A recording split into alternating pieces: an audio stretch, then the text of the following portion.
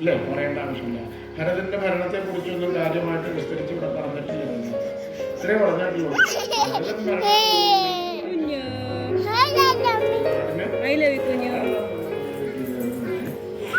ആ ഭരതൻ കുറെ കാലം രാജ്യം ഭരിച്ചു.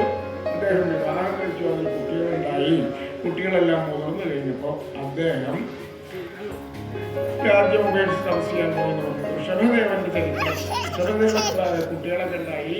അവരെ രാജ്യഭാരം ഏൽപ്പിച്ചു കഴിഞ്ഞിട്ട് ഈ അപ്പൊ എത്ര പേരുണ്ട് കുട്ടികള്? 100 പേരുണ്ട് അല്ലേ? ഒരു സത്സംഗത്തിന് പിന്നെ വേറെ ആളെ വിളിച്ചു കൊടുക്കണം. നല്ല ആവശ്യമുണ്ടോ? ഇവിടെ ഉള്ളൊക്കെ കൂടുതൽ ആൾക്കാര് അവിടെ ഉണ്ട് അല്ലേ?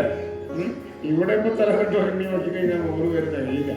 പക്ഷെ ഋഷഭദേവനൊരു സത്സംഗം നടത്തണമെങ്കിൽ ആരെയും വിളിക്കേണ്ട ആവശ്യമില്ല. അദ്ദേഹം ഈ കുട്ടികളൊക്കെ ഉണ്ടായി വേണ്ട പോലെ രാജ്യം ഭരിച്ചു കഴിയുമ്പോൾ അദ്ദേഹം ആദ്യം തന്നെ തൻ്റെ കുട്ടികൾക്ക് ആത്മജ്ഞാനത്തെ ഉപദേശിച്ചു കൊടുക്കാൻ.